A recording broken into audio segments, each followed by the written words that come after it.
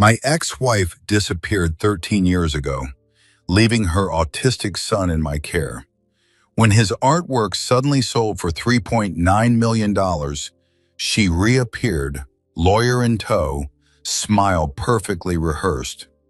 "Let her have it," I muttered. Evan leaned in and whispered, "Let me take care of it." The Allen County Courthouse reeked of floor polish and aging paperwork. The air conditioner clattered like a loose metal plate in a falling elevator. Dana sat 3 rows ahead of us in a cream blazer, posture rigid, never once looking back. Her attorney, young, polished, sharp, kept murmuring into her ear as if the room already belonged to him. My lawyer, Curtis Vaughn, bent toward me. "Ray, she has a case. She's the biological mother. She can petition for control. She can argue Evan isn't competent to manage the money." My throat closed. 13 years of holding everything together with clenched fists, and now this. "Let her take it," I said again. I was exhausted from fighting and terrified of watching Evan be dissected in public. Curtis froze. "Ray," then Evan's hand rested on my forearm. Light, grounding, steady. He didn't look at Dana. His eyes traced the wood grain of the bench, as if it were a map only he could read. He leaned closer, his voice calm and flat, the kind of calm people mistake for emptiness. "Let me handle it." For 13 years, I didn't just protect Evan. I built my entire life around keeping him safe. Not loudly, not heroically, quietly, carefully. The kind of guarding that means watching the world so he doesn't have to. Standing between him and every sharp edge I could see coming. Raising a child with autism teaches you a different measure of time. Days aren't marked by birthdays or milestones the way other families count them. They're measured in routines held together, in meltdowns survived, in small victories no one else notices. A new sound tolerated, a new room entered, a hand that reaches out instead of pulling away. People think parents of autistic children are strong because they have no choice. That's not the whole truth. We're strong because love rewires you. Because when the world refuses to slow down, you learn to slow yourself. You learn patience that sinks into your bones. You learn to listen not just to words, but to pauses, to patterns, to what's being said without sound. Those 13 years didn't take something from me, they gave me purpose. Evan didn't need a savior. He needed someone who would stay. Someone who wouldn't disappear when life got complicated or inconvenient. I stayed. And in doing so, I became more than a stepfather. I became his constant, his shelter, his proof that not everyone leaves. That's the part no one can put a price on. Not the money, not the paintings, but the bond forged in the long, quiet years when no one was watching, and when walking away would have been easier than loving him the way he deserved. "Let me handle it." That whisper yanked me backward in time, to the night Dana walked out of our small ranch house in Fort Wayne, like she was exiting a bad movie and stepping into a better life. It was late October. The wind slammed against the siding. Rain tapped the porch roof like a countdown. I'd just gotten home from a downtown hotel job, wrestling with a stuck relay on an old Otis elevator, my clothes still reeking of machine oil and sweat. Evan was 4 back then. No words, only patterns. The same PBS station, the same volume. A peanut butter sandwich sliced into 2 perfectly even triangles. Toy cars lined up on the coffee table, red to blue, bumper to bumper, silent, precise, like a parade that never moved. Dana came in late perfume, first expensive floral, wrong for our kitchen. The front door slapped hard. Evan jerked like he'd been shocked, hands to ears, Rocking started fast and tight. He made that little hiccup sound that meant panic was rising. "Dana," I said, keeping my voice low. "Easy. I'm in my own house, Ray," she snapped, kicking off her heels. One hit the baseboard with a hollow thunk. "I'm done tiptoeing." I dropped onto the carpet beside Evan and hummed the three-note tune that usually brought him down. My shoulder touched his. His breathing stuttered, then tried to match mine. Dana watched us like we were a mess. She'd stepped in. "Look at you," she said. "You're turning into him." That hit deeper than it should have, because part of me was already shrinking my world to fit Evan's needs because somebody had to.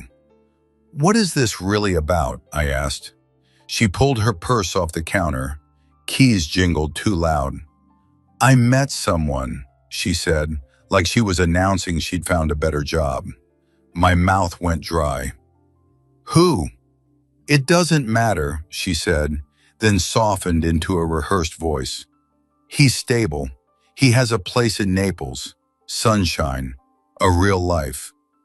"A real life," I repeated. Dana's eyes flashed. "I'm 36. I'm not spending the rest of my life in Fort Wayne trapped by this." "This is your son," I said, and pointed without meaning to. Evban peeked at her through his fingers, eyes huge, trying to decode her tone. Donna flinched as if the word son burned. "He's my son," she echoed, but it sounded like she was trying the sentence on for size. Evan stood and reached for my hand. He needed anchor. I gave it to him. Dana looked past him. "You take him," she said. "You're good at this martyr stuff." "I'm not a martyr," I said. My voice shook. "I'm a husband. I'm a dad." Dana stopped. She brushed past us down the hall. Heel clicks, closet door squeal, drawer slam, the sound of a suitcase zipper. Outside headlights washed the living room wall. A black SUV idled at the curb. Rain streaked the window like the glass was crying. "You already called him," I said. She didn't deny it. She came back with a small suitcase and her phone in hand. Her face was set like she'd made peace with herself and left the rest of us to suffer. Evan stood in the hallway clutching his red blanket, lips pressed tight. He made a tiny sound, not a cry, more like a question he didn't have words for. Dana didn't kneel, didn't touch his hair, didn't even say his name. She paused at the front door, cold air rushing in. For 1 second she looked back and I waited for anything. An apology, a promise, even a lie. "You'll be fine, Ray," she said instead. "You always figure things out." Then she walked into the rain. The SUV door shut with a heavy thunk. Tires hissed on wet pavement, and the taillights bled red down the street until they disappeared. I stood in the doorway holding Evan while the TV kept chirping about letters and colors like nothing had happened. My hands were shaking. Evan's whole body trembled against my chest. That night I sat at the kitchen table and listened to the furnace groan to life. I stared at the schedule on the fridge, therapy Tuesday, preschool Wednesday, and realized every box now belonged to me.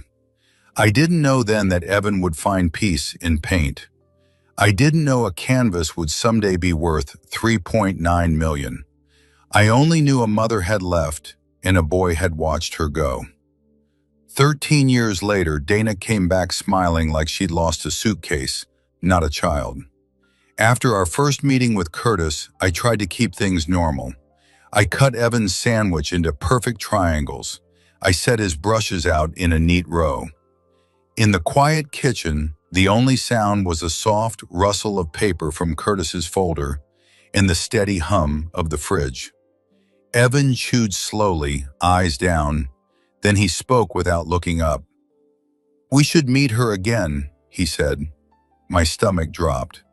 "Evan, you don't have to." He lifted his gaze and it was steady as a level on a job site. "Yes," he said. "Public place," then softer like a secret only meant for me. "One more time."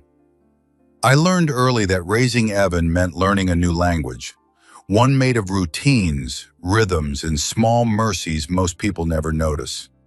Morning started at 6:12 a.m. sharp.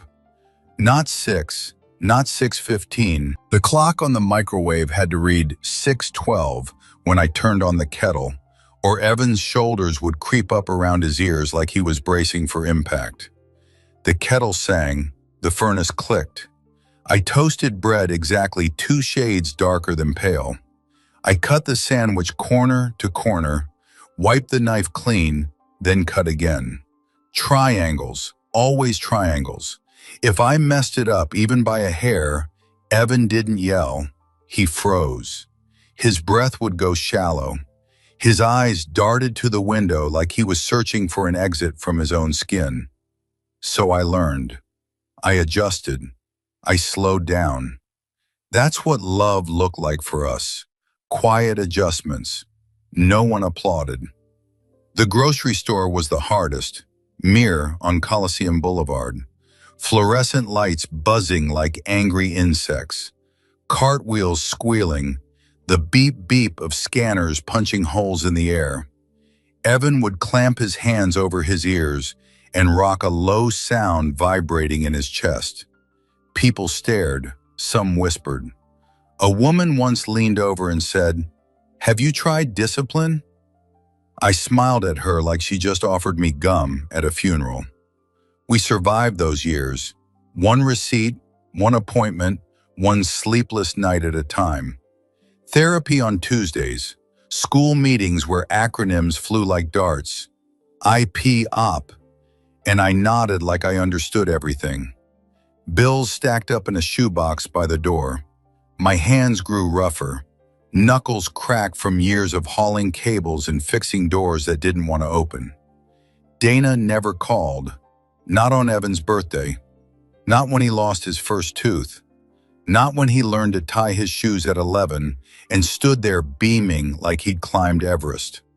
She sent one card in 13 years. No return address, just Mom in loopy handwriting. Evan studied it for a long time, then slid it under a stack of paper and never mentioned it again. It was paint that finally gave him some quiet. I found him one afternoon in the garage, sitting cross-legged on the concrete, a cheap watercolor set I'd bought on clearance, spread out like tools. He wasn't painting pictures the way kids usually do. No houses, no trees. He painted a corner of the garage wall, the crack that ran like a lightning bolt from the floor up toward the breaker box. He painted it carefully, patiently like he was documenting something important. The brush made a soft shh against the paper. Water dripped into a plastic cup with a steady tick. The garage smelled like oil and damp cardboard. I watched from the doorway and didn't interrupt. From then on, painting became part of the routine. After school, before dinner, same stool, same light. Eben lined his brushes in order of size. If one was out of place, he'd fix it without a word. When he painted, the rest of the world faded. The TV could be on, the phone could ring. He didn't flinch. His subject stayed strange. Close-ups, details, a rusted lock on a shed, the numbers on a utility meter, a stain on a ceiling tile shaped like a continent. He wasn't imagining things, he was recording them. Teachers noticed. An art instructor at Northside High pulled me aside and said, "Your son sees differently." I nodded. I'd known that for years. When the gallery in Chicago called, I thought it was a prank. The woman on the line spoke fast and careful, like she was afraid I'd hang up. She mentioned an auction, interest collectors. I leaned against the kitchen counter and listened to the refrigerator hum while she said numbers that didn't make sense. $3.9 million. I sat down hard. Evan kept painting. The money didn't change him. If anything, it made him quieter. He asked me where money lived and who decided where it went. He asked how signatures worked. He asked why people fought over things they didn't make. Then Dana came back. The letters from her lawyer arrived thick and official, smelling faintly of toner. Curtis Vaugh read them at my table while Evan painted in the next room. Brush whispering, water ticking. "They're going to argue guardianship," Curtis said. "They'll say, Evan's vulnerable." I felt heat crawl up my neck. "He's not a child." "I know," Curtis said gently, "but the court may not." That night, Evan didn't paint. He sat at the kitchen table with a stack of old folders I hadn't opened in years. School records, therapy notes, medical bills. He sorted them by year, smoothing each page like it mattered. "Dad," he said, not looking up, "when someone leaves, do they leave rights behind too?" My chest tightened. "It depends." "On what?" "On whether they come back," I said, then wished I hadn't. Evan nodded like he just confirmed a measurement. Later he asked, "If money is for care, who decides what care is?" I didn't have a good answer. Over the next few days, I noticed small things. Evan asked to see copies of letters. He asked me to explain words like fiduciary and consent. He asked who kept originals. Once I found him measuring a photograph of Dana with a ruler, then writing a date on the back in neat block letters. I told myself it was curiosity or anxiety. One night, long after I'd gone to bed, I heard the soft scrape of a chair on tile. I padded into the kitchen. The only light was the range hood glowing like a moon. Evan sat there surrounded by papers, the sound of them whispering as he moved them into piles. "Evan," I said softly, "it's late." He looked up, eyes clear. "I know." On the table lay a single sheet typed imprecise. He slid it toward me. "I want an independent financial advocate," he said. "Not your lawyer, not hers." My mouth went dry. "Why?" "So no one thinks you told me what to do." I stared at the paper, then at my son, the boy I'd carried through grocery stores, the teenager who barely spoke above a whisper, now thinking 3 steps ahead of grown adults. "What are you planning?" I asked. He considered that. Then he shook his head once. "Not planning," he said. "Preparing." Dana suggested the place. "Neutral ground," she said in a text, like she was negotiating a ceasefire somewhere public for Evan. We met at Lori's family diner off Lima Road, the kind of place with vinyl booths and coffee that tasted like it had been reheated since the Clinton administration.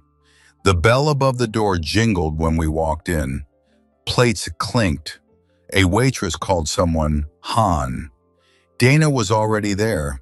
She stood when she saw us smoothing her cream blazer hair, perfect in that effortless way money buys.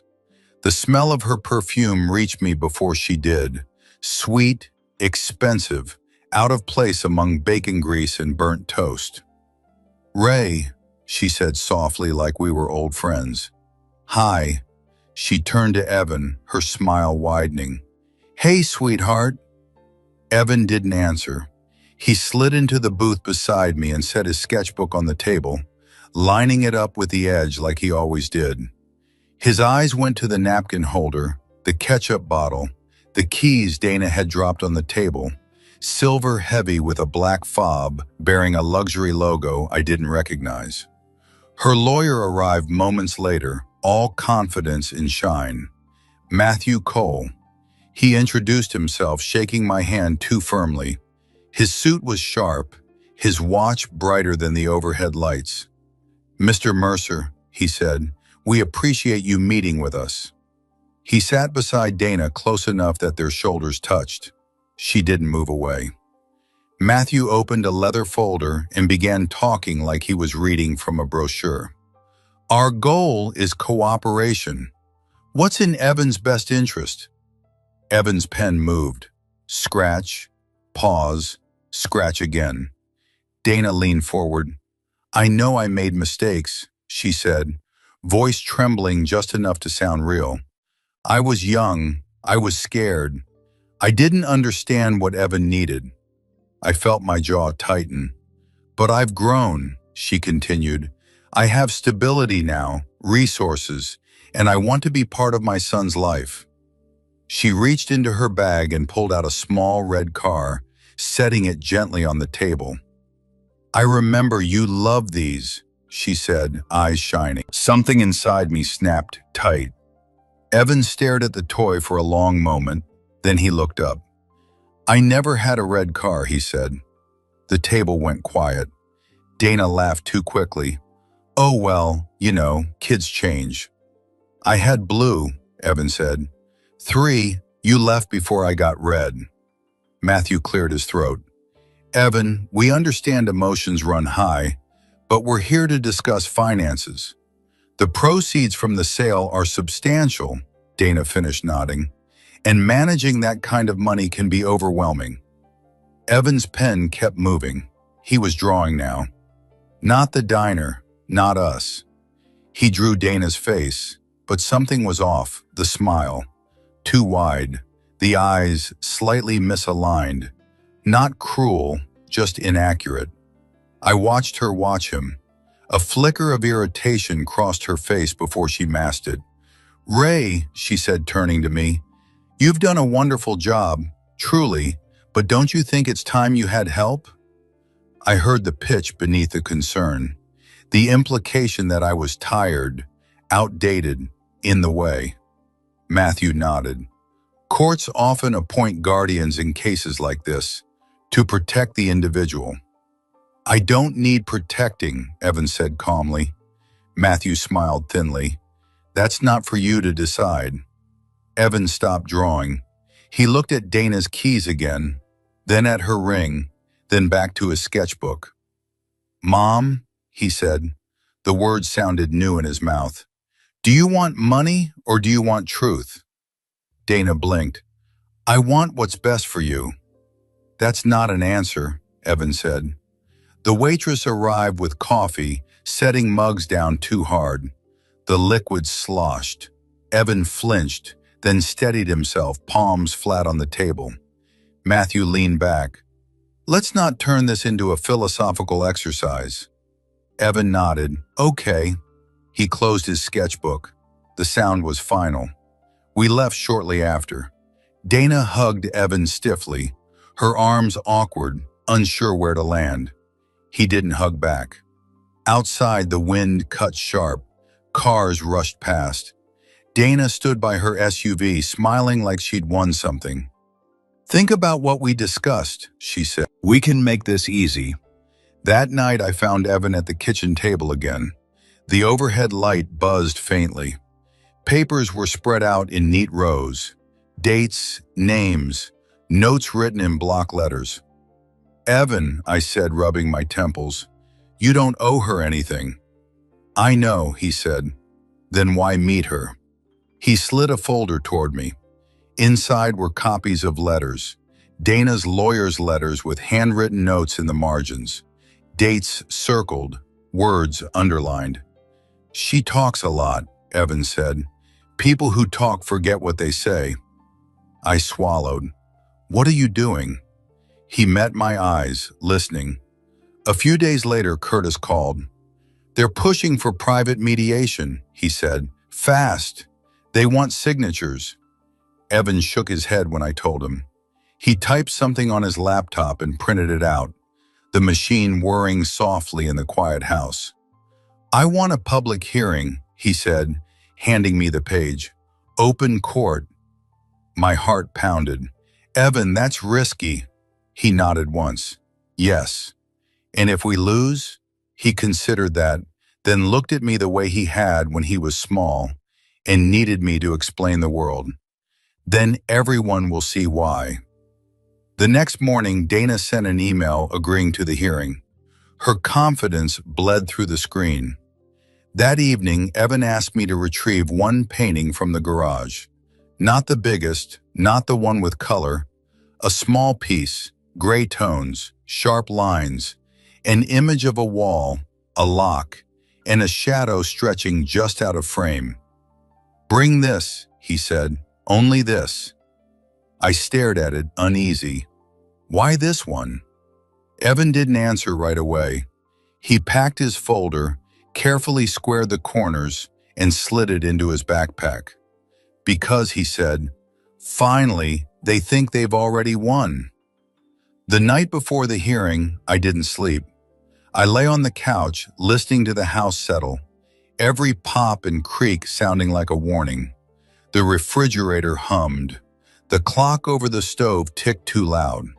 My hands ached in that deep way they get when rain's coming, the kind of ache that starts in the bones and reminds you how long you've been using them. At 58, I'd spent a lifetime fixing things that move people up and down safely. Elevators don't forgive mistakes. You learn patience. You learn checks and double checks. Still standing on the edge of open court with my son's future on the line, felt like the riskiest job I'd ever taken. Curtis called late, his voice low.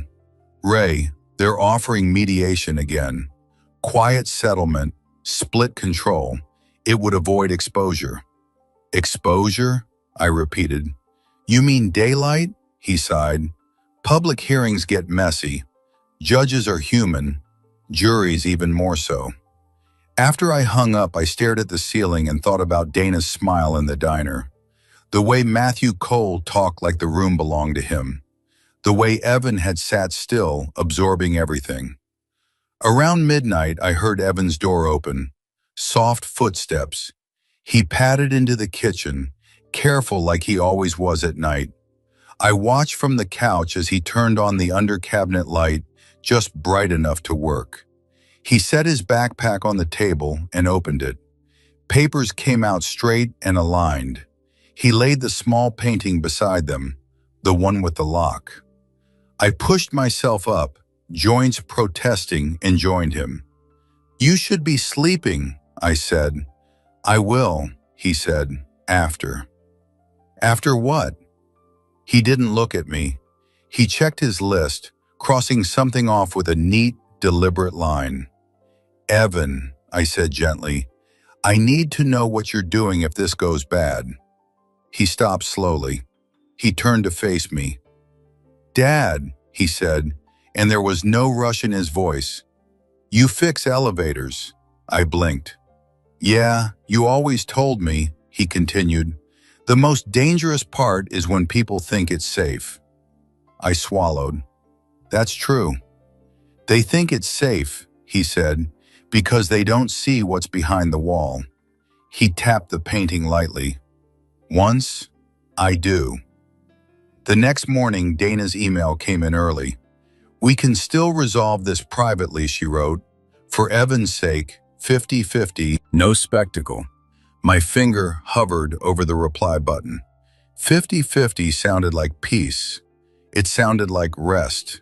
It sounded like not having to sit in a room full of strangers while my life got dissected. I looked at Evan. He was tying his shoes, pulling each lace to the same tension, focused and calm. "She's offering to settle," I said. He nodded. "I know." "How do you know?" "She's rushing." He said people rush when time stops helping them. I exhaled. "If I don't sign, this gets ugly." "It's already ugly," he said. Matter of fact, then he looked up at me. "Please don't sign." I didn't. The courthouse steps were cold under my palms as we waited to go in. Reporters hovered at a distance. Local news, a couple of freelancers. I hated that part. Hated that Evan's face might end up on a screen with words like autistic teen and millions slapped on it like bait. Dana arrived in a tailored gray suit flanked by Matthew. She gave me a tight smile that didn't reach her eyes. "Ray," she said, "last chance." Evan stood beside me, backpack on his shoulders, painting wrapped carefully in brown paper under his arm. Inside, the courtroom smelled like dust and lemon cleaner. The judge's bench loomed high. The murmur of voices ebbed and flowed like water. Curtis leaned close. "Once this starts, we can't control the narrative." "I know," I said. Donna took her seat and crossed her legs. She looked relaxed, confident, like someone who believed the system had always worked for her. The judge called the case. Voices hushed, chairs scraped. Matthew spoke first, smooth as glass. He talked about concern, about protection, about Evan's limitations, about Dana's regret and growth. He painted her as a mother returning to right or wrong. Dana dabbed at her eyes, not enough to smudge makeup, just enough to sell it. My turn came and my mouth felt full of cotton. Curtis did most of the talking, but the judge asked me directly, "Mr. Mercer, why did you agree to an open hearing?" I glanced at Evan. He nodded once. "Because," I said, voice rough, "this isn't just about money. It's about what happened when my wife left and who stayed." Dana shifted. The judge turned to Evan. "Young man, do you understand what's happening here?" Evan stood. The room seemed to lean toward him. "Yes," he said. Matthew rose immediately. "Your Honor, given Evan's condition, we question whether I understand," Evan said again calmly. The judge raised a hand. "I'll decide who speaks." Evan took a breath. He didn't rush. He didn't perform. He simply opened his folder. He started with dates. Simple, clear. When Dana left, when she didn't return calls, when she missed meetings, when Ray signed alone. Each page made a quiet sound as he set it on the table. Paper on wood. Steady. Matthew tried to interrupt. The judge shut him down. Then Evan unwrapped the painting. The paper crinkled softly. The room leaned in. He held it up, not dramatic, not high, just enough for the judge to see. "This is why I paint," Evan said. "I don't paint feelings, I paint facts." Dana frowned. "That lock," Evan continued pointing, "is on a rental property in Naples. The serial number is visible. It was replaced without a permit." Matthew scoffed. "Relevance." Evan didn't look at him. "The date I painted it," he said, "matches the date the previous tenant reported an illegal lockout." A murmur rippled through the room. I felt my pulse in my ears. I hadn't known, not this. Evan set the painting down and looked at the judge. "I put the money in a trust before today," he said, "with an independent advocate. It's legal. It's documented." Dana's face drained of color. "I didn't do this to hurt anyone," Evan said. "I did it so no one could take what they didn't earn." The judge leaned forward. Donna stood suddenly. "This is manipulation," she said, voice sharp. Now, the mask slipping. "He's being coached." Evan turned to her. His voice didn't change. "You taught me to watch carefully," he said. "You just forgot I was watching." The room went still. Outside, after the ruling, after the judge confirmed the trust and denied Dana's claim, Dana followed us down the steps. "This isn't over," she hissed, close enough that I could smell her perfume again. Evan stopped. He turned slow and deliberate. "You said that?" he said evenly in front of witnesses. She froze. I put my hand on his shoulder. For the first time, I felt like I was the one being held steady. The judge didn't rule that day. That was the part no one tells you about how justice can pause mid-breath and leave everyone suspended. We were told to return the following week. Additional documentation requested. Clarifications. Time for review. Dana's lawyer objected loudly.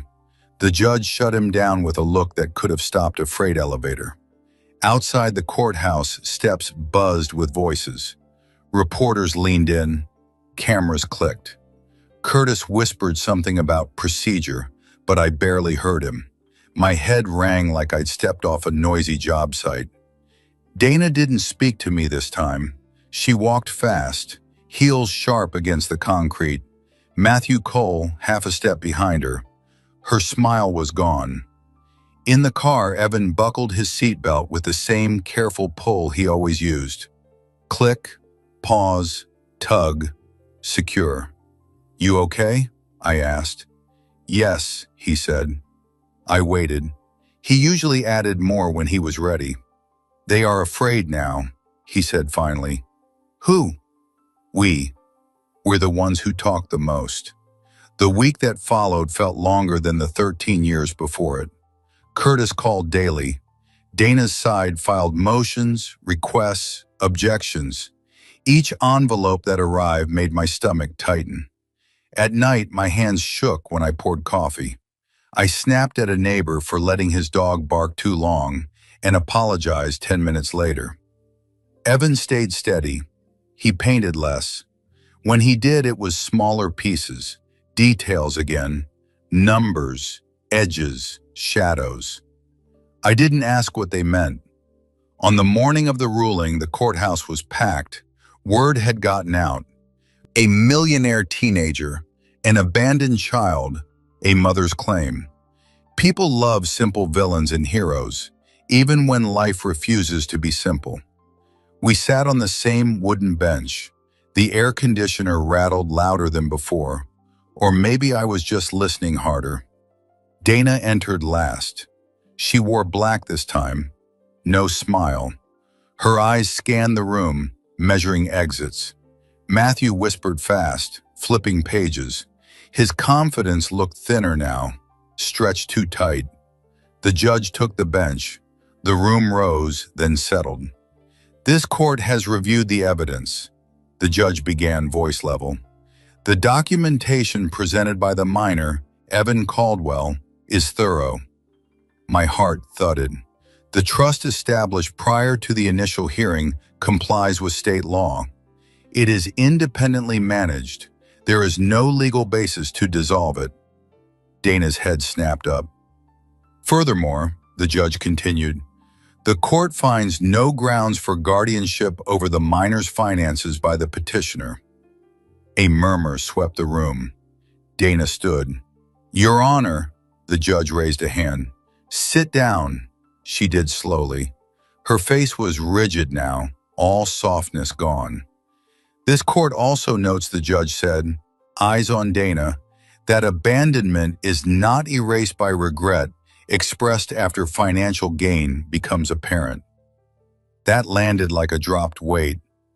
I'm denying the petition in full. For a moment, no one moved. Then sound rushed back in gasps, whispers, the scrape of chairs. A reporter's pen scratched furiously. Evan exhaled just once. I realized he'd been holding his breath. Dana didn't cry.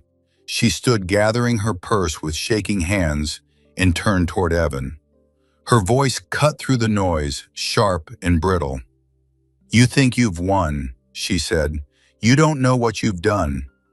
Evan looked at her, really looked.